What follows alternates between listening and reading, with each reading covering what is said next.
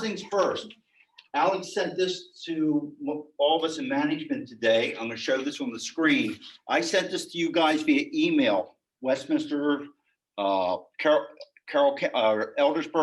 This is a great article about why top producers align with time-tested companies like RE/MAX. A lot of good information in there that they toot our horn a lot in this article. It's from Inman, and it's great. If you know of any agents that you're thinking about would make a good fit here with RE/MAX Advantage, show them this article. And let me give you a couple more plugs. I don't know if you guys know, this article was very timely and amazing that Inman put it out. Why top producers joined the RE/MAX system. And they had a bunch of interviews. The other thing that's coming out, and I don't know if you guys knew that yet, Newsweek did, I don't know how many thousands of consumers survey. And it came out that RE/MAX agents are the most trusted agents in North America. They're going to come out with a huge campaign. So that was unsolicited from Newsweek doing a consumer survey, and it came out, I want to say maybe 2-3 weeks ago. So you're going to be getting a lot of information coming directly from RE/MAX International to you. So heads up, that was a big one. And this was big. Yes, this was fantastic. Yes. I've even sent it out to some of my potentials this morning. Good. By the way, I also want to commend George on his screen sharing techniques. I really like that screen share. This is how I do it. So yeah, the screen share technique was great. Put that one up. All right, let's get started. This morning's class is going to be very interesting if you haven't attended the past two. This is our third and final one that we've done on agency best practices, wisdom from the field. Sean, Alex, and myself, we had got together and picked out 5 elements that we, out of agency law, that we feel is from our experiences dealing with issues that our agents have come across that are the top articles or topics to go over. And of course, the first one will be sub-agency. The second one will be exclusive right to represent, buyer-tenant agency agreement. The third will be consent for dual agency. Then we're going to be doing knowing and understanding your duties and areas of expertise as an agent. And then we'll do disclosure. And Sean and I are going to break it up in presenting, and Alex is going to be the Phil Donahue, so to speak. Sean is the Katie Couric. Katie Couric. And I think Bozo the Clown. I think that's about as close as you're Mark Whittington, whatever. There we go. There we go. So this is interactive. We want you guys, we're going to ask you to respond. We want you to guys respond with your answers. Please don't be afraid of making mistakes. That's the whole point of this. We want you to participate because you learn more when you do that. And with that, may I also do a small interjection there as the Phil Donahue of the group. I also want you to know that everything that we're going to be discussing today for this next hour or so, it's really coming from all of you. These are questions that you have seen, things that you have tackled, the practices that you have seen out in the field and what you bring into the management team. So this is not theory. This is not some kind of class that says, let's discuss what agency is. We'll get that. This is about the interactive approach that we have out there in the field, what we're facing out in the field, how many people don't even understand agency and how a lot of brokers don't get it. And these things that they're coming out of here with these examples and cases are real examples coming out of your input. Things that you have asked the management team, things that you have asked Sean, some complicated stuff. So we're going to take it nice and slow. So when George is really putting the question out, if you have clarifications, please stop us. This is not a show. This is pretty much an interactive approach to what's the climate out there. Because also the real estate commission is getting very, very touchy, and they cannot take jokes anymore about those issues, especially around teams and disclosures. The biggie is the disclosure. Yes. So I wanted you to know that this is really coming from things that you have brought forward, and this is an open discussion. Okay. And keep it clean. Keep it clean. So what I'm going to do is I'm going to read the questions, or I'm going to give you the example, and then there's some of them will have up to 6 questions. I'll go through them and then get your feedback, and then Alex is going to do a song and dance and step up here and do a tap dance and take over. That's Okay? not so. So, and Didn't sign up for this. and along with what Alex is saying, Joe Driver sent something out yesterday from the Real Estate Commission that showed that complaints are up in the real estate, that they've gone up dramatically. I think that it stated that they were up 60% over the same time last year, I think it was using October as the example. But there are a lot of brokers out there that don't understand this stuff. So with that being said, let's start on topic number 1, which is sub-agency. And it says here, you meet a potential buyer who declines signing an exclusive right to represent buyer agreement. They want to see a home located at 123 Main Street that is listed by another brokerage. You agree to show them the home, make the appointment, and show the home to them. They immediately decide they want to write an offer on the property right away. Here are the questions. A, what agency relationship do you have with the buyer at this time? B, who do you represent at this time?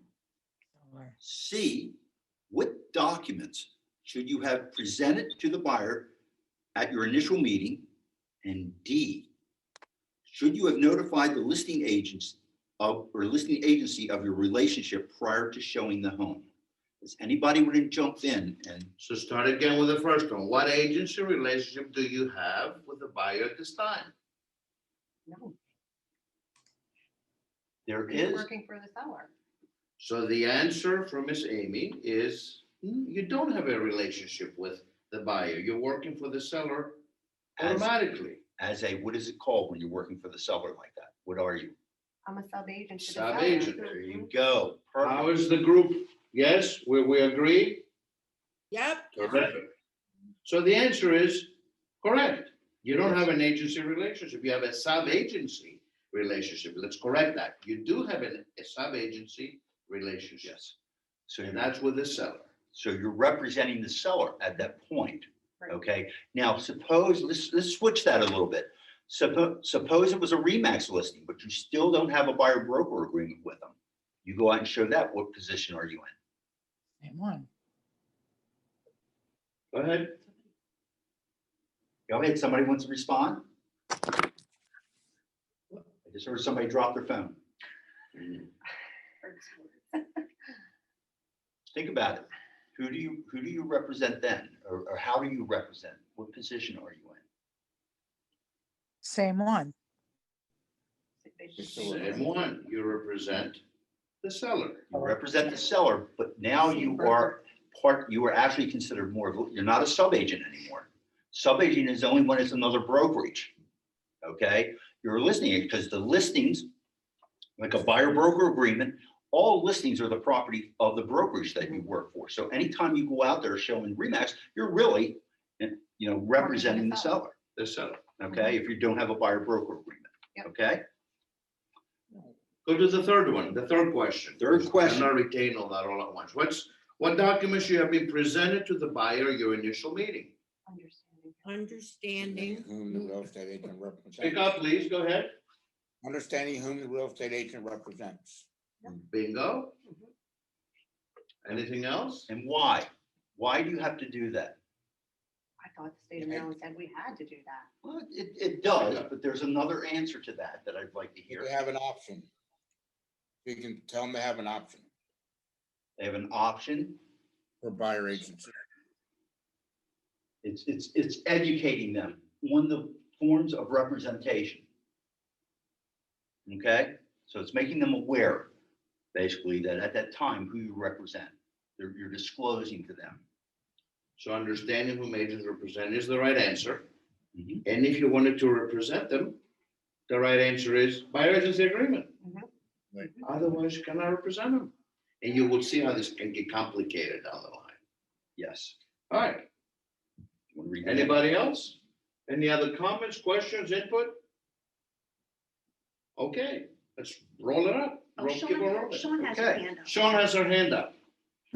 I was just going to add in there, that is the exact right time too, because we have such a big market presence. When you're doing the buyer agency agreement, that's the exact right time to do the consent for dual agency. Correct. Thank you. Great highlight. That's why she's the director of our legal affairs. Because that's when we miss things, she picks them up. Bravo. Here's the last part that we did not answer on this question that we asked. Should you have not notified the listing agent of your agency relationship prior to showing the home? When you set up the appointment. Should you have? Supposed to. Yeah, you're supposed to, right? Really? I've never been told that. Yeah. Are you supposed to notify the listing agent of your relationship? Are you a buyer agent? Are you showing this as a sub-agent? Yeah, but when you make the appointment online, it doesn't give you that option. It doesn't give you. Pennsylvania We will. used to have to say that. Correct. We made the appointment. So this is Yeah. a great little question. I remember. It's a little bit of a trick question because it used to be that. Mhm. Sometimes when I schedule an appointment online for Pennsylvania, it'll ask what your agency is, but I've never had that in Maryland. Now, Sean corrected something in showing time, and you may want to step in here in a second, Sean, that with showing time, when they make an appointment with showing time, you have the option as the broker to ask the question, are you representing, or do you have a buyer broker agreement? Are you the Yep. buyer's agent? And all your listings should be doing that. Am I correct in that, Sean? Yes, we did that here for our brokerage to kind of stabilize and strengthen our position when people are showing our listings. Unfortunately, we can't police the world, or all agents would act right and be as good as the rest of you. But yeah, it should be disclosed. I'm not sure why Bright doesn't default to that, but we've changed it so that on our listings, the buyers are, or the agents are asked. Yes. Why do we want to know that? Why is that important? For you as the listing agent, isn't it important for you to really make certain that anybody on the outside who decides to represent our seller client knows what the hell they're doing? Right, it's liability. It's a lot of liability. Thank you. Who said that? That's Scott. Scott. It was really Gina. Anything that is the right answer, I know it's Gina. Scott, you're gonna have to take the fall, buddy. No, but you are spot on, guys. It's the liability, because as a sub-agent, and that's why we don't like sub-agency, we're not saying no. The reason we don't like it is because of the liability. Look how many co-op agents out there who do not know what they're doing. All of a sudden, they're representing with you as the listing agent that seller. That's why it's important for us as many times to know that. And I see the panic in everybody's face. I see that. Don't like it. Yes. Thank you, Ms. Sean. That's a good Alex? highlight. Yes. Question. I've got a question for you. What if Yes. they, on our listings, as Sean said, it asked that question, let's say they check off seller, they're representing the seller, and then they present an offer that shows them as buyer agents. We're getting ready to get into that. Good question, Jerry. Hold that thought, buddy. Hold that thought. Good Okay. question. That wasn't my question. That was My Scott. question I think that was, was Gina again. Oh, thank you, Gina. All right, Jerry, go ahead. question is, okay, so we want to know if they're representing the buyer or the seller. And obviously, they may say they're representing the seller. And again, we like to know, but the purpose of us knowing it is why? Why do we need to know that? My Because you know- theory on doing that in Bright was because I wish that everybody would do it, because in my opinion, that's the way to pump the brakes when an agent is getting ready to go show property. I cannot imagine that on purpose, more than 1% of the time, an agent would answer that they do not have a buyer agency. It's accidental most times when agents are out there showing property. Very few times do you mean to step into a sub-agency relationship. It's it's not something I don't think we all try to do. So my efforts to do that were to help pump the brakes when an agent is showing our property. I'm betting you're not going to get a lot of showings on your listings that don't check off, I'm a buyer agent. Yeah, and to clear something up, because I hear people saying that they're checking off, it sounds like you're thinking that they're checking off, they are representing the seller. All it's asking them, do you have a buyer agency agreement? Are you representing the buyer? At that point, if they say no, you know they're a sub agent, or if it's another Remax Advantage Realty agent, they're representing the seller. Okay, so it's not going to ask that other question. You just know that when they don't have that buyer broker agreement, they're not representing the buyer, they're a sub agent. And frankly, Ma'am.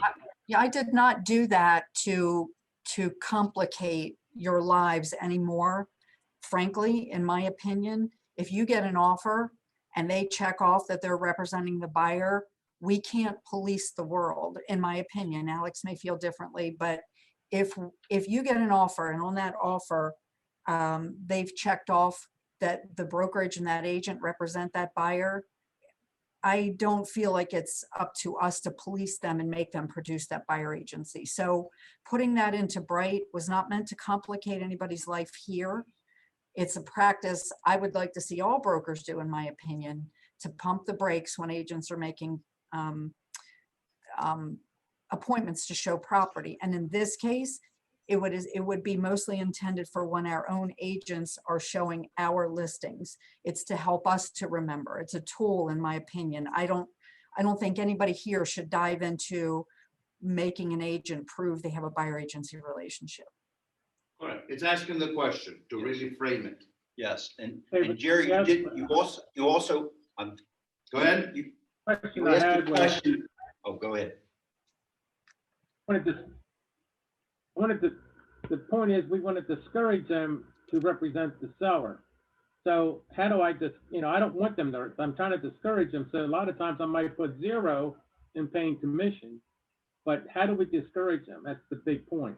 Okay, I don't think we are not doing it to discourage them. What we need to know is if they are a sub-agent for the seller, understand now that you have certain responsibilities that if you learn something like motivation as to why they're selling, you no longer have the right to disclose that, because that's not something you're supposed to disclose anyhow. But if they learn the seller's willing to accept this price, if they are a sub-agent and they become a buyer's agent, they're not allowed to disclose some of those things because they were a sub-agent for the seller at that point. That's the reason you want to know that kind of stuff. Uh-oh, I see somebody having a heart attack. Yeah, my wheels are turning. I'm like, what a Speak up a mess. little bit so we can all hear. Your wheels are turning. Why are they turning? What a mess that could be. What a mess that could be. What a And- mess. And from the broker perspective, so we don't really belabor this, and we can certainly, all of these items that we're gonna discuss, guys, we can have a mastermind and dive even deeper. Mhm. From the broker perspective, and you as the listing agent perspective, remember, anything that you say, don't say, disclose, do not disclose, reflects on me as the broker and the management team. And your fiduciary duty is to whom? The seller. So many people out there don't get that when they want to show the property. And if they don't have the proper documentation in place, i.e. buyer agency agreement, and like Scott said, understanding whom agents represent, I think you said that, Amy. Now, that agent, by law, de facto, has to be on the side of the seller. So when the time comes to write a contract and they sign a buyer agency agreement, then isn't that a conflict? Because now they know supposed information about the seller. You see how twisted it can become? So the sooner that you put out the APB, look, do you have a buyer agency agreement? Because most people do not understand that if they don't have a buyer agency agreement, by default, they represent that seller and they're in the soup with you. You see the difference? Yes, Jerry, I understand so many people out there put 0 for sub-agency. I understand that. We have not taken that policy, but frankly, as a broker and you as the listing agent, I would love that there will be no sub-agency around. because I don't want the liability. If you're not gonna represent the buyer, terrific. Don't represent them. Don't go back and forth, like all the switching going around. Does that make sense, guys? All right, let's Move on. 'Cause I let's got- move on. And more questions on this, please jot them down, because we have, remember, about 5 topics to cover, which typically each topic takes a day. We're doing it in like 15 minutes, Yeah. so So- we're already behind. Yeah, I allot about 20 minutes on each topic and we're right at that. But so we got 2 more questions. It's almost one. But it says, once your buyer does say they want you to represent them in their purchase, what forms should be signed prior to writing the offer and why? There's actually 2 documents, more than 2, but I mean, there's one that in particular that I'm looking for because you're changing your status. So remember, the buyer and that co-op agent showed the property as a sub-agent, correct? Now the buyer says, I want to write on this and I want you to represent me. Oops. Now what do you have to do? Because remember, you showed the property as a sub-agent, not representing them but the seller. So what do you have to do now? Is the question. Right, King Yep, George? That's it. That's right. Okay. So what is the question? What do you do now that they want you to represent them? And in my statement, I form sort of that- hinted at it. Go ahead. There's a form that we have saying that the listing agent to sign saying that we want to represent the buyer and not the seller, or I guess the seller has to sign it to agree that we can represent the buyer at that point. Is that true? Yes, it's called, and I may get the name half right, but it's called change of agency status. And what you are doing when you submit your offer, you are submitting along with your offer, this change of agency status. It's notifying the seller that at one point you were a sub-agent and representing them, and now you have switched hats, so to speak, that you are now an agent for the buyer, and the seller has to sign that. I had to do that before you wrote the contract. Now, Jerry, you gotta thought speak you had- up a little bit. Speak up, please. I thought you had to write that before you write the contract. no, you sent it along with the contract. It's part of the disclosure. You can do that. You can do that. You could send that along with the contract. Yes. It's Because the seller another. the seller could deny signing it, so you would. What happens if the seller denies signing it? And you're a Then you're sub-agent. still a buyer. Okay. Yes. That's it. That's where it gets sticky, guys. So if the seller decides that they have a problem with that, about changing the agency, they could refuse it. Yes, they can. And what that means is you cannot represent that side. That's correct. Somebody else has to. You couldn't represent the buyer side. You can't represent them as a buyer. You're still the sub-agent, which means if they're like Jerry and Jerry puts 0% commission, guess what you get when they do that contract? 0% commission. How come I never knew this form existed? I don't know. This is why we're having this class. Like, Now you do. Yeah, I have never heard of this. A lot of people do not understand it. See, But here's the thing, guys, before we get into the minutia and dive way to the molasses, stay up here because the how-to we're gonna nail down. Jerry is correct. Jerry, you get a cupcake, by the way. We're sending you a cupcake. That was the right answer. The thing is, every time that now that you have done an act, and like Sean described, you have acted as a sub-agent, anything that you're now gonna do differently, since this buyer is saying, I want you to represent me, Amy. I love working with you. I want you to represent me. But if you've already shown the property as a sub-agent, now you have to go through some hoops. Because you know supposedly information about the seller, even though you may not know it all the way, but the law treats you that way. You're a fiduciary of that seller. So now if you want to change camps, you better disclose and you better get permission from your ex-fiduciary. Does it make sense, guys? So yes, there is a form that says change of agency where you present it. And George, it was another form of course, you have the buyer broker The agreement. buyer broker That you agreement. have to do, along with all the appropriate documents that you have to do with that. Mhm.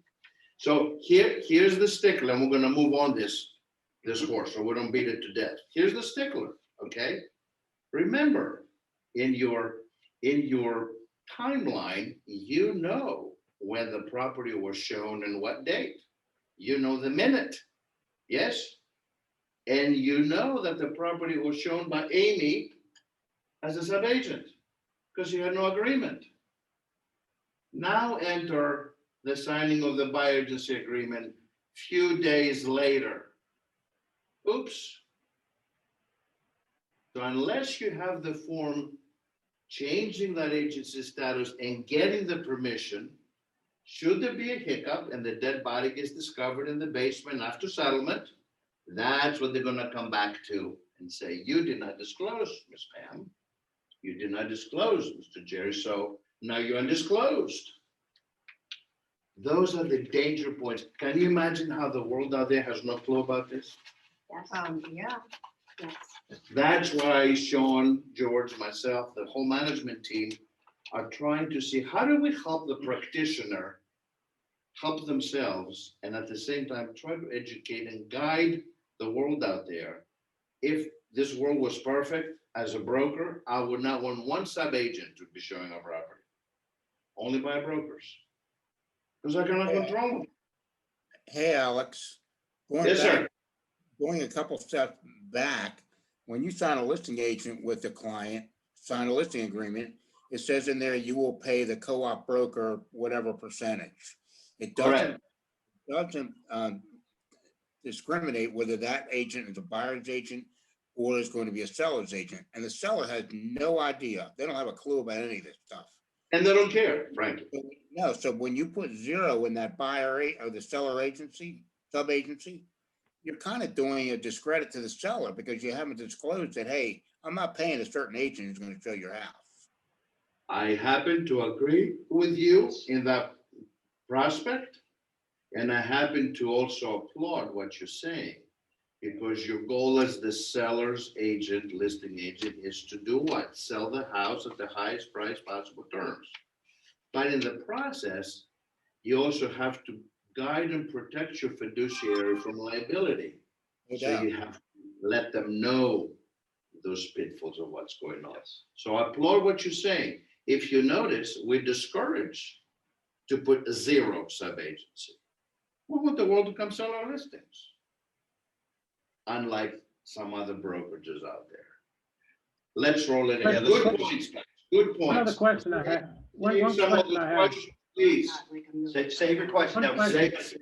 we gotta keep moving. We're gonna keep on moving. We're seriously behind. Please save the question, Yes. send it to us. I promise you we will answer it. Yes. We will send it back. All right, Let's keep on rolling. now I'm gonna Because hand it we'll be over. here till midnight. Yes, I'm gonna hand it over to Katie Couric, better known as Sean Basker. Okay. Sean, it's your turn.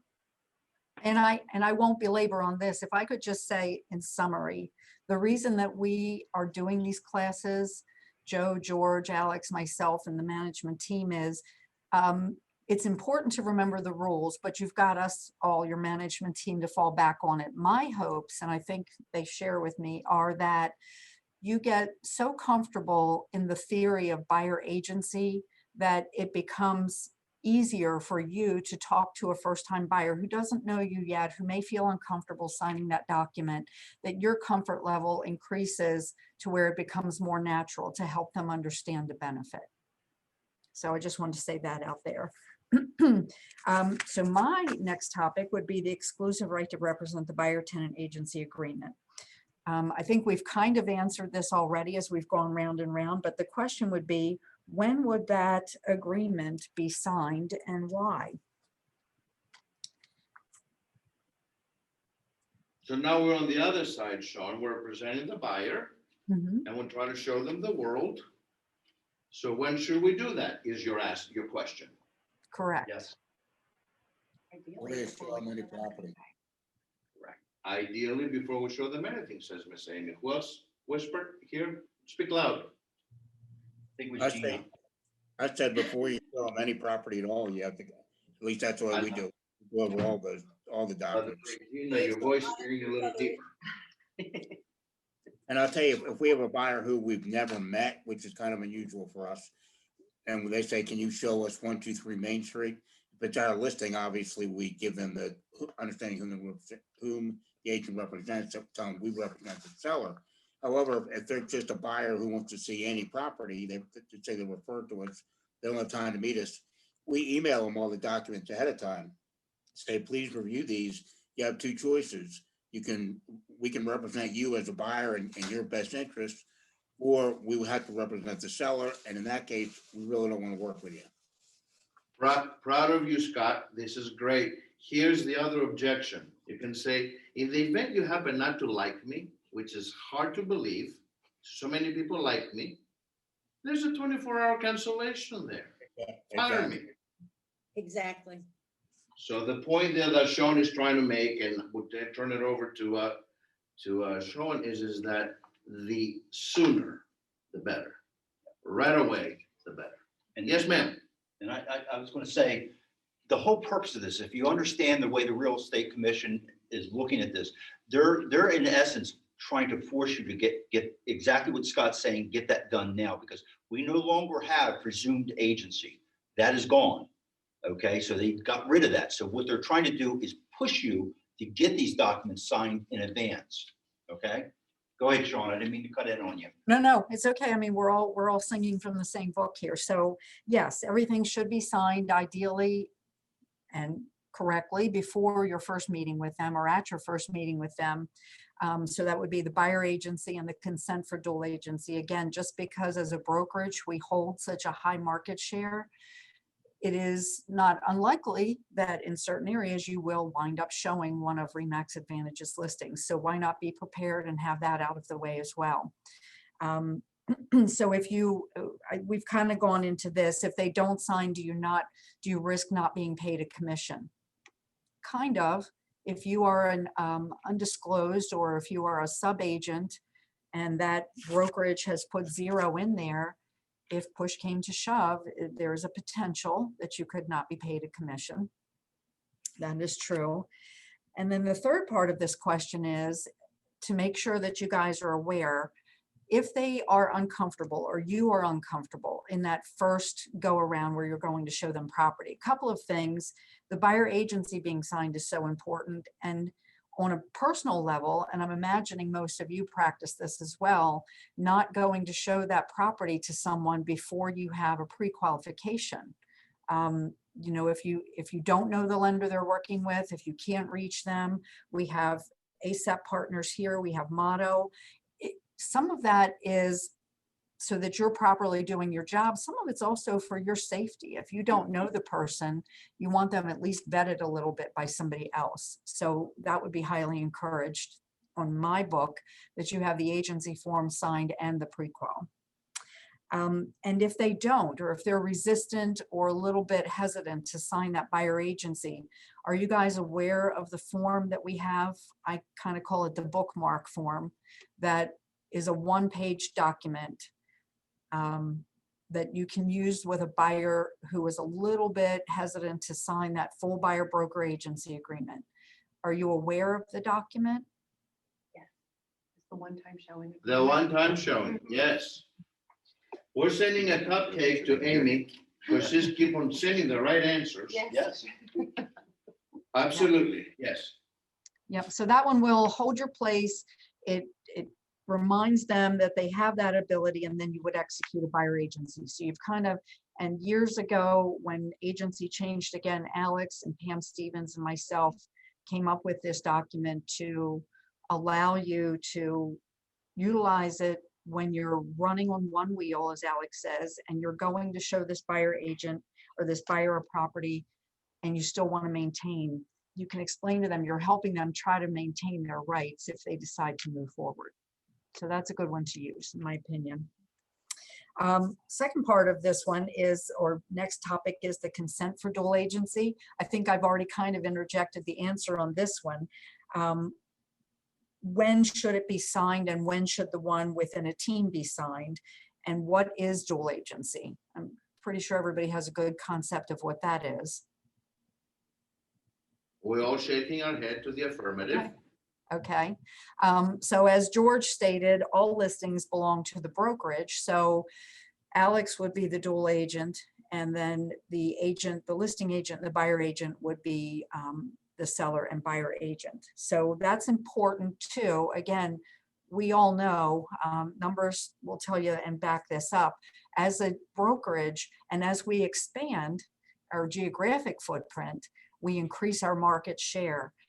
That's just should be naturally done with the buyer agency, in my opinion. So you've got it covered, because I don't know about you, but I can have my plans made, my map drawn. I'm going to show 3 properties, and between 2 and 3, the passenger in the other car has been on their phone and has a great idea to go see one more listing. And I didn't have that dual agency signed, and here I go off to Remax Advantages listing.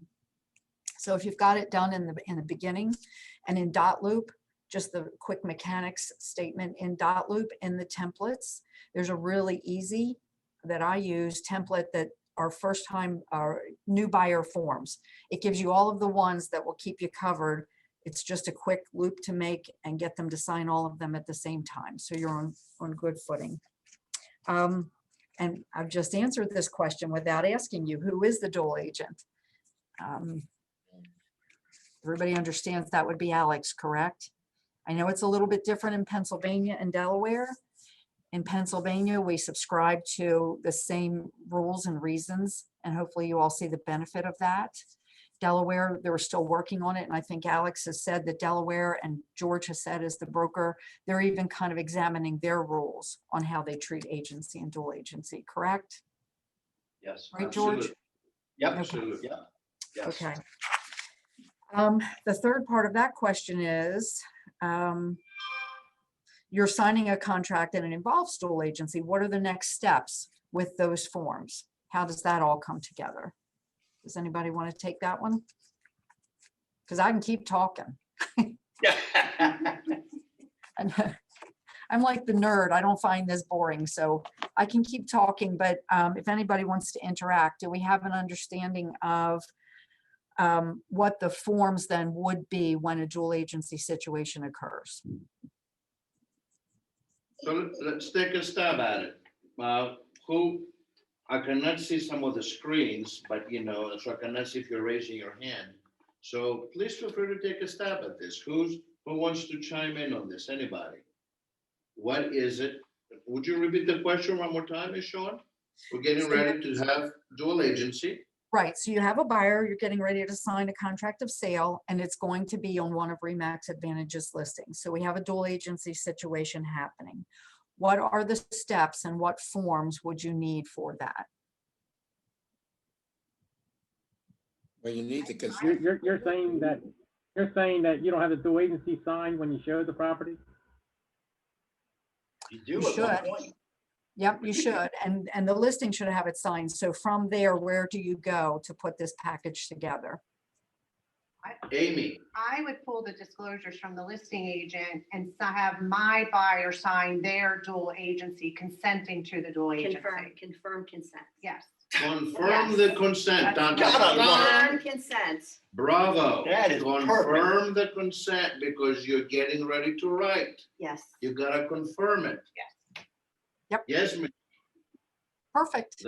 We're buying a lot of cupcakes here. Yes, I'm telling you.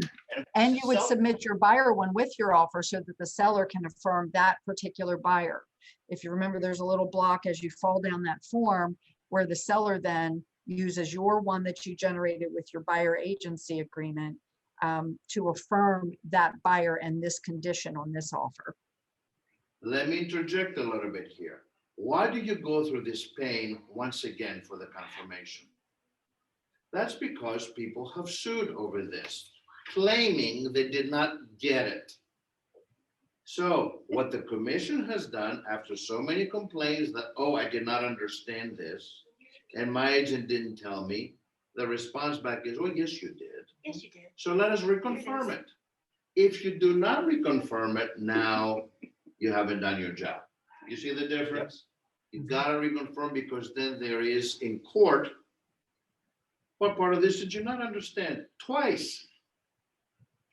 so what you're Three. saying, what you're saying, we should have two separate forms for consent for dual agency, one from the buyer, one from the seller, and everybody sign both? Yes. Oh, yeah. Yes. Yes. Yes, yes, yes. Yes, indeed. And Ms. Sean, I don't know if you're done with this segment, but a light bulb went off as you were talking about the mortgage and our partners and Model Mortgage, et cetera. I don't know if you're done with the segment, because I want to really highlight something for all of us. Are you done with that segment? I am. I think I just whipped right through it because we had already kind of covered it, but yes, so Good. please take it. I had one question on that. Can I ask one question? Yes, yes, please. With the dual agency, we're gonna send two different dual agencies. We're gonna have one that I had the buyer sign maybe a month ago, and then the agent's gonna send me disclaimer disclosures with the dual agency. So then I'm gonna get the dual agency signed by my buyer that the seller has signed. I don't have to get the seller to sign the one I had the buyer sign a month ago, correct? No, you do. You do. We do. Both have to go. You do. So they have to sign both dual agency forms then. Yes. Gotta sign two, Jerry. You The gotta sign listing two. one, right. I'm sorry. I'm sorry, Alex, go ahead. No, just let's finish that thought. But here's the point. Hear this clearly. Please pay attention to this. Wearing the mortgage president's hat. If you are not representing a buyer, if you are not representing the buyer, guess what? The mortgage company, that loan officer, by law, cannot tell you diddly about what's going on with that loan. Newsflash, a lot of people don't get this. If you do not represent the buyer via a buyer agency agreement, and you have referred them to the loan officer, the loan company, the mortgage company, they are not allowed to talk to you about anything in that process, what's going on with that loan, because you are not representing that client. They will be violating with severe penalties, confidentiality and disclosure issues if you are not the representative. I don't know one mortgage lender that has ever asked me for my buyer's agency agreement. They don't know. They don't know. They don't know and understand. That's where the real estate commission is starting to clamp down. Okay. Try to be in a brokerage now, somewhere, wherever, that you cannot find the manager or even the broker. I'm talking a lot of models out there that are going nuts. How do you get these responses? They do not know. So the CFPB is clear, is very clear, that in the mortgage end of the business, if the client is not represented, they're not supposed to talk to you.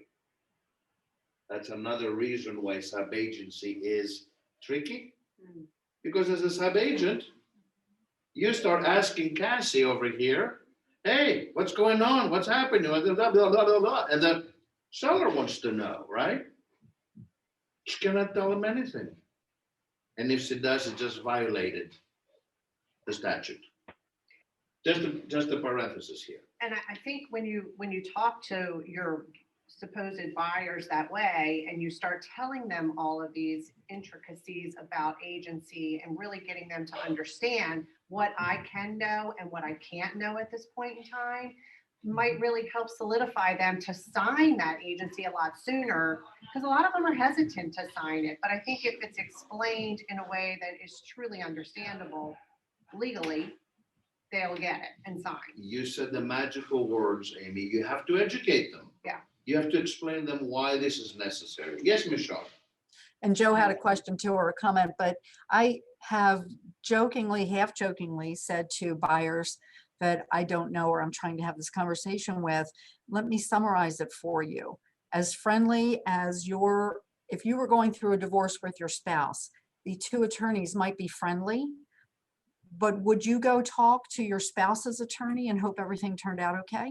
Like you want representation, and it's the more comfortable we get in explaining it, I think the consumer will get it. And that's, again, the hope for me is that everybody who might have a little, kind of asking somebody to divulge and sign these documents, if they understand your worth and value in this transaction to them, it should become very easy, mostly. So, And that's where you will shine when you, as you said, Amy, educate and explain why you just got elevated in their eyes as a practitioner who's truly a professional practitioner. Joe, you had a comment, buddy? Yeah, I think most agents in this industry do not understand agency. And it's really not, I think sometimes agents tend to overthink it. Yeah. And particularly with this market, everything going so fast, I sat in on a real estate commission meeting yesterday, and the complaints are literally at an all-time high. The complaints trail the market. So there's going to be more complaints coming. And a lot of it has to do with agency, what the buyer thought versus what was actually going on. And like Sean said earlier, luckily at RE/MAX Advantage, you got people like Sean and George and Alex and myself to help you guys not step in it. It's easy to step in it, particularly when the other side has absolutely no clue that some of these documents even exist. So that's really the thing is our job, unfortunately, along with what we're doing, and as you said, Joe, is the speed of the market and so many agents not understanding it and brokers not getting it. Unfortunately, what we're doing is we're doing double work in order to keep the deal going and also keep the liability to keep on away from us. That is what's happening and will continue to happen more and more as the disparities occur because you do have a lot of practitioners who do not understand. Let's keep on Let's rolling. keep on moving. Thanks. Thank you, guys. Okay, now we hit on one of my most favorite topics. I love this topic. So I'm going to take the next 2 hours and talk about this. Alex just went into cardiac arrest. But this is knowing and understanding your duties and areas of expertise as an agent. Here's the example. Joe, we're not talking about Joe Driver now, but Joe has been a real estate agent for 8 years. He has sold nothing but residential properties during that time. He has a past client that approaches him and asks Joe to represent him in the purchase of a strip plaza that includes a restaurant that will be owned and operated by his buyer. The restaurant includes a liquor license. Oh, good. So there's a bunch of top things in here to think about. Bruce Anthony. The question is, what information would Joe need to write an offer? Should Joe even be writing this offer? No. Why? And should Joe be representing this client and why? Okay, Amy, What Jerry needs is Bruce No. Dan's phone number. Right, Yes. that's what I look for. and why? Why? Tell me why. That's his specialty. I know nothing about strip malls or rents or liquor license, parking that's needed, any of that kind of stuff to have to have that. He does. That's what he specializes in. If it's not your wheelhouse, you have no business doing it. Yes, Did exactly. you hear what Pam said, Pam Stone? Are you Say it again louder. If I it's- said, if it's not your wheelhouse, you have no business doing it. Correct. And that just doesn't include selling a particular type of real estate. It could even mean going outside of your area of expertise. If I go down into Prince George's County, I may not know anything about Prince George's County. If I go to waterfront, thank you, Pam. What do I know about high and low water means, navigable waterways, and things of that nature? It creates an issue. Are you properly representing your client? And what happens if something goes wrong? Hey, And I George, can tell you, yes, the commercial agency is also different than the agency we do. There's a whole separate class for people that do just commercial. And then there is an agency class specifically for commercial agents. It is different than residential agency. Right, and that's, you're right.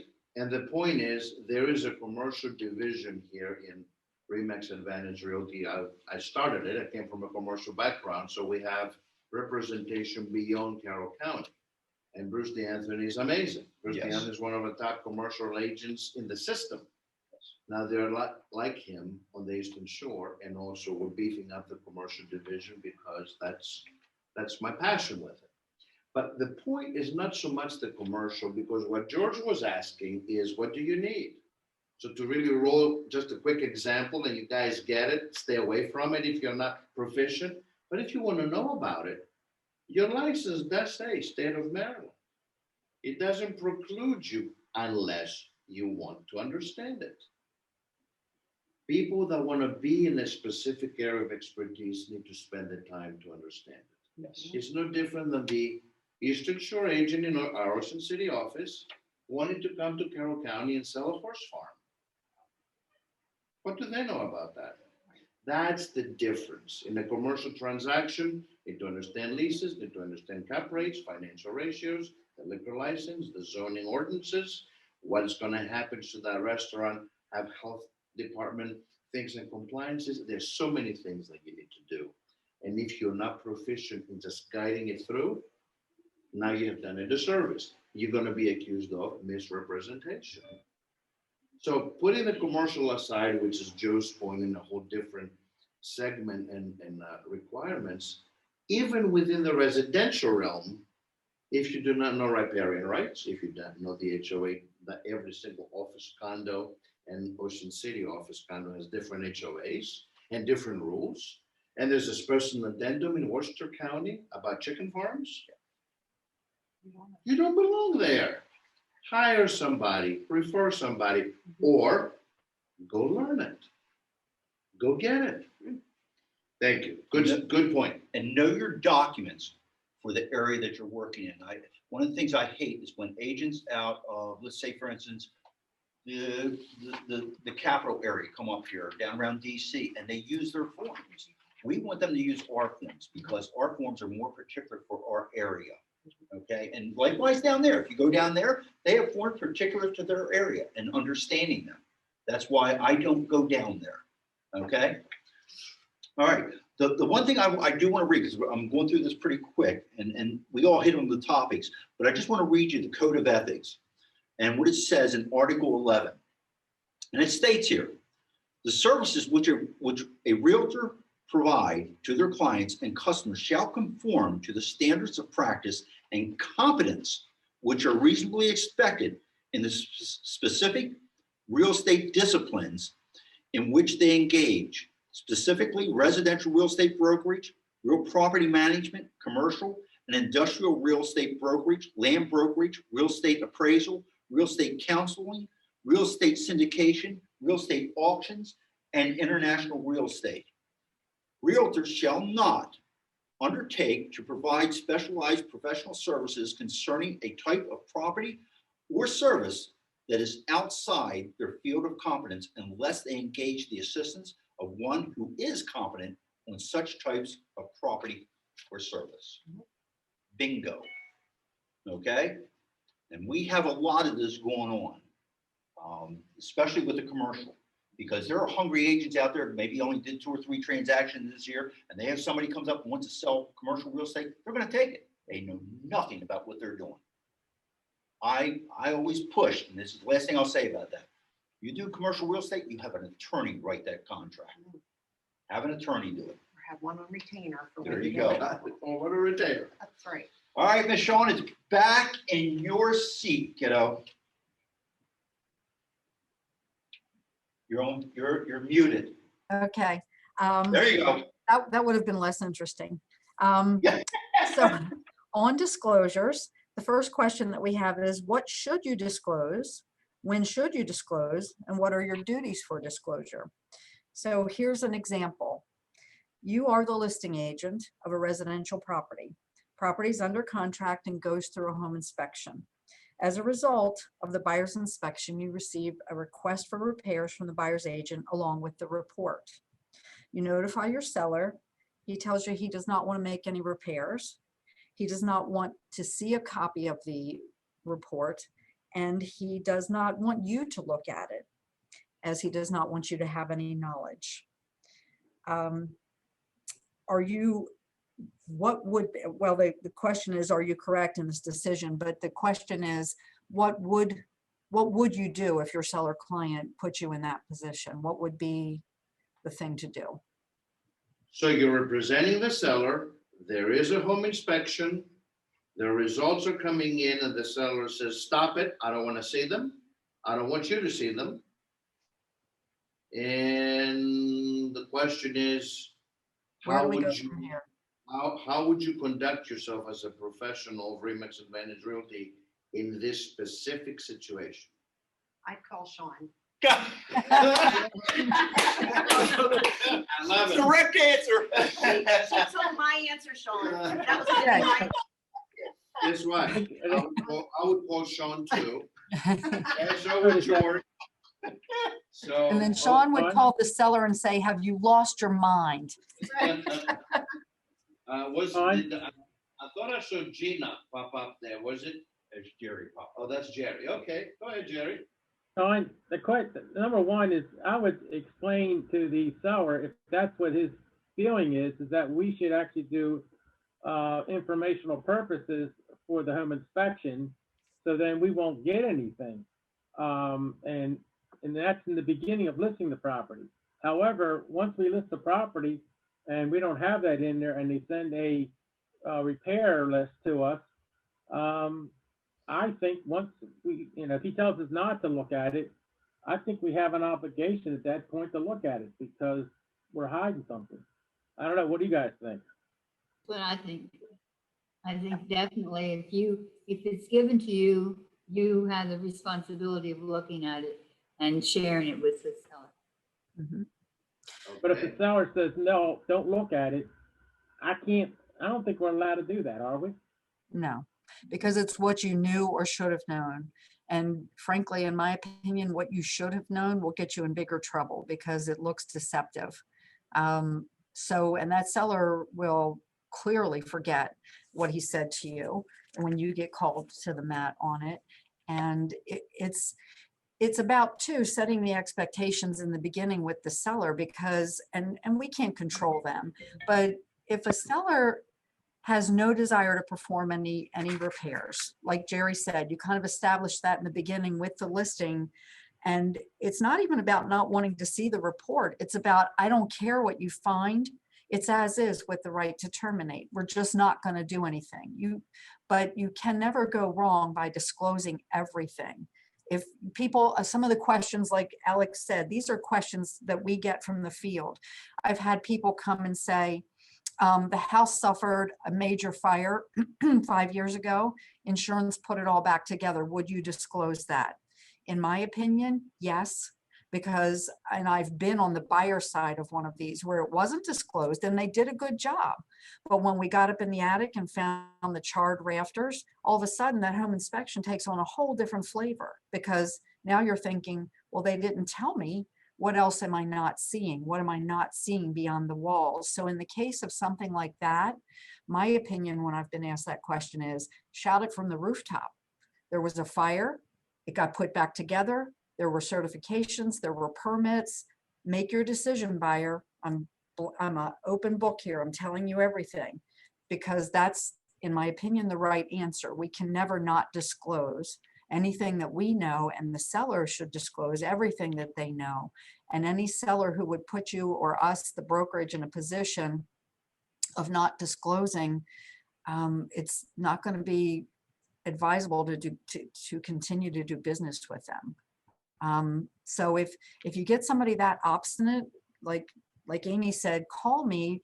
Maybe we can help that seller. Maybe there's not a hard line. Maybe we help them understand. It's okay. You could say the back of the house burned off right before you came to see it, and I'm not going to fix it. That's okay. You just can't not disclose information. Sean, let's role play here just a tidbit. Let's assume you are that seller and you are so gung-ho because you went to the local community college and you took negotiation 101, and your cousin twice removed happens to be an attorney, so you know it all. So now I am your listing agent and you are giving me specific instructions. You will not get this report. I don't want you to look at it, and that's that. Okay?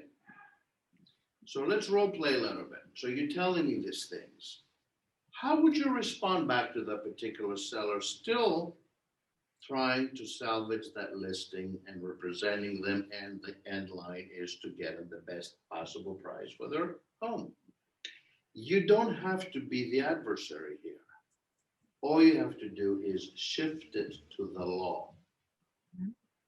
By shifting it to the law, I'm going to say the following. I respect what you're trying to tell me and the strategy. Here's our reality. By law, we must disclose. By law, if we interfere or hinder that disclosure, when there is an issue or a problem, you will get dragged in. My job is to protect you from liability, but my job also, because I have a license, the law requires me to do certain things contrary to your instructions. So I don't want to get you in trouble. I will not violate those. So here's my recommendations. When you have an attack on you and your recommendation, shift it to the liability of the law. Usually, we have found, Sean has found, George has found, Joe and myself, our management team, that when you do that and explain, like Amy said wisely earlier, and you educate that client, an educated client is a safer client. But if they're still insistent, what would you do? Just not take the listing at that point. Not It's take the worth it. listing at that point. It's not worth it. Do we all agree? At that point, guys, you are dealing with a really volatile situation that will explode no matter what. No matter what happens along this transaction, you're dealing with a hothead who will violate the law and drag you in it, no matter what you document, And they won't care. and they will not care. Well, the So other it is thing a hard decision. It's a hard decision to make, to walk away from business, but sometimes the wisest thing to do is when you evaluate and you say, maybe this is not worth it. Yeah, Joe, quickly. When I work with the newer agents, my question is, if Judge Judy asked you, why didn't you disclose this? What is your answer? Right. No, good question, good point. Michelle, back to you. Bring us to a landing with this. What else? Actually, I think that really kind of sums up the paragraph that I was talking about with disclosures, and that is that we can't participate in that, as we're all agreeing here. Hopefully, like Alex said, if you're in this already because you're now at the point where you've negotiated an offer, so you're kind of in the soup with this client. Hopefully, you've known before this obstinate streak and maybe had the opportunity to deal with it. But if it comes down hard and heavy this way, then my recommendation would be at that point to, well, you have to step out of the contract as well because you're under contract. So you can't not disclose. Do come talk to us. We will guide you with that. Those are really tricky situations. How do you really tell a client that they shouldn't be doing this and documenting? Let me give you two golden nuggets that someone gave me long time ago, a very, very wise attorney. His name was Alman Shah. Still our attorney, now Richard Miller McGrogan. They're awesome. They're amazing. A lot of what you see at the Maryland Association of Realtors Contracts and Law has been written by him in cooperation with what we've been doing with them. Here's two golden nuggets for you. You may want to write this down. When you have this question, do you disclose this? Should you disclose this? You're just not sure. Other than what the seller is telling you, not telling you, you personally, what are the two ways that you absolutely, you will know whether you should do it or not? One is, if you were that buyer buying that property, you yourself, and you want to take your family and your doggy and your all these things and you wanted to be in that home and you wanted to be your sanctuary, would you have liked to know that? If the answer is yes, there's one answer. Second answer, let's say that you don't see yourself in that house. You would never go by that house, so you cannot put it in perspective, but you're not certain should you disclose. Litmus test number 2, do a gut check. If you have a pit in your stomach, listen to that. Listen to your stomach in many, many ways. I've been listening to my stomach too much.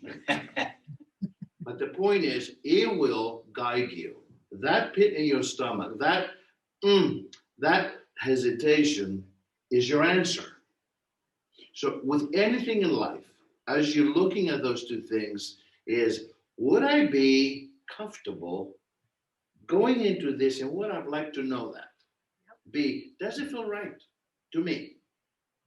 It is your moral compass, is your core value. Put the legalese aside. You as a human being, would you want to know this? And do you feel okay not saying something? That's your guide.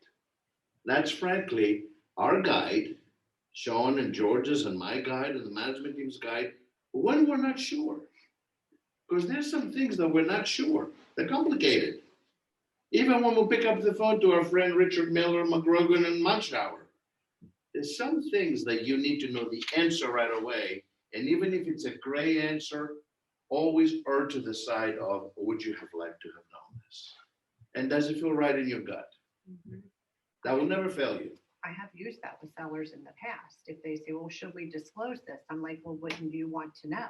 Perfect. This is your chance to be 100% Perfect. honest, you know? Yes. I can say one of the most frequent questions I get throughout the year is, George, I'm calling to see if I should disclose this. And I always respond, if you have to call Sean, myself, Joe, whoever it might be on our management team, chances are you should. About 99% chance you should be disclosing.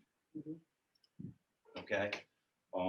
And just finishing this up, again, I always like to read from Code of Ethics and so forth. And it says basically right here, the Code of Ethics requires that licensees make reasonable efforts to discover all material facts about each property they list. The Maryland Brokers Act requires that licensees disclose material facts that they know or should know, just as Joe and Sean were saying earlier. It's important that we ask a lot of questions when we're taking a listing and get to know about the property. Sean, any other comments? In summary, I would just say, don't allow an unwise client to allow you to drag boogeymen around with you. Just we're all better than that.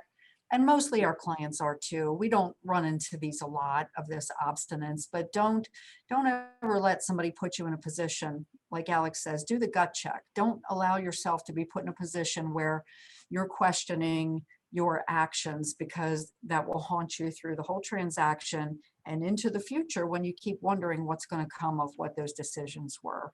We're all better than that. And we do a great job at helping our clients understand that too. We don't see tons of these. This is why so far we're not seeing a much higher incidence yet here of reports, and people will make reports to the Real Estate Commission as they wake up from these drunken stupors of overpaying, under disclosing, under inspecting. But we do a really good collective job, in my opinion, of educating our clients and not dragging around the boogeymen with us and having to bear that. What wise words, wise words. Also remember this, and I know we have about 5 minutes. Yep. And we can still go back to your questions, Jerry, or anybody else who has written some things down, clarifications. Know this.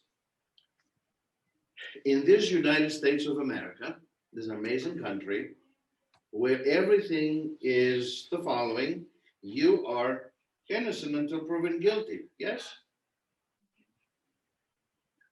Yes?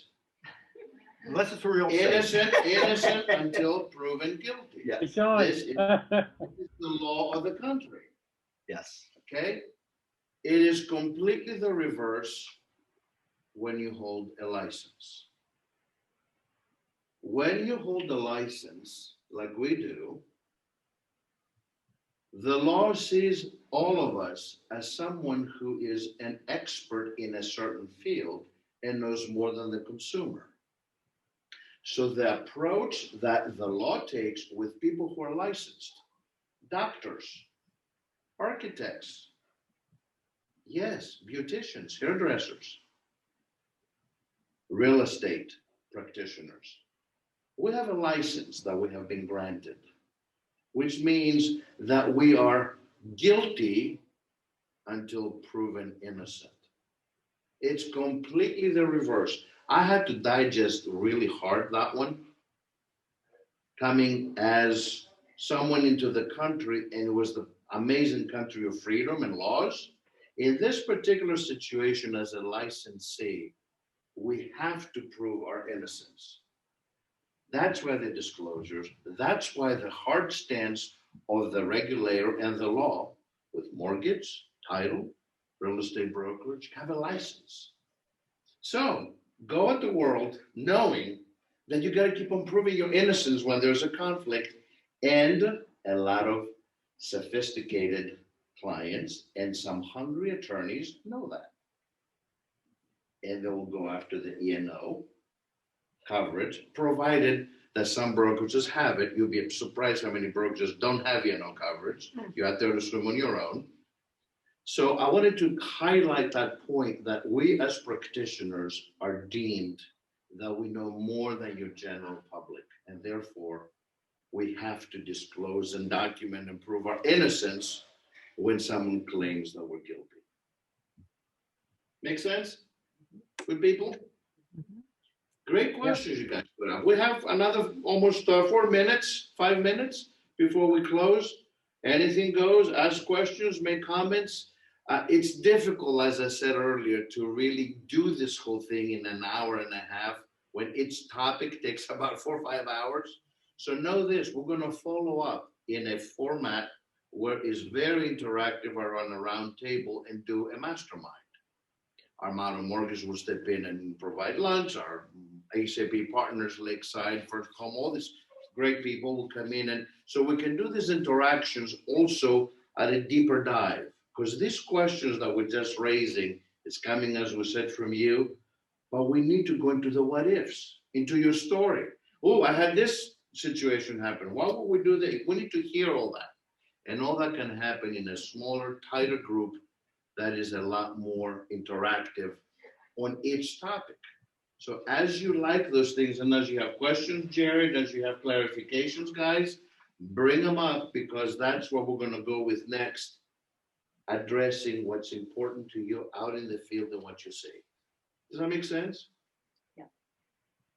So I cannot thank you enough for your participation. This is terrific. All three things that we had, and I know as we've been going along, people were chiming in. We had, I think, the first session that we had done, we had like 25 people on, and the second session that we did, we had about 18, 20. Here we have about 10. So I get it, because a lot of people just seeing the same session at the same time. But this is just a tease, just a taste, just an awareness level. Sean and George have worked very hard in putting this thing together.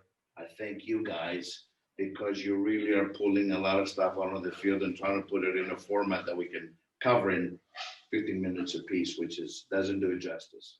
So thank you very, very much, and thank you for the participation. Thank you, guys. Alex. Thanks. Alex, Yes, on another, yes. on another fun note, also, don't forget, today is the Westminster Fall Festival Yes. at the Westminster office. So if anyone has the opportunity between 3 and 6 to pop in, we'd love to see as many of you as possible, if you're not already there. There you go. Thank you, Loretta. We're expecting a pretty big crowd, Yes. and you should see the office. What they have done. It's gorgeous up there. So Food, thank you music, for reminding. and great company.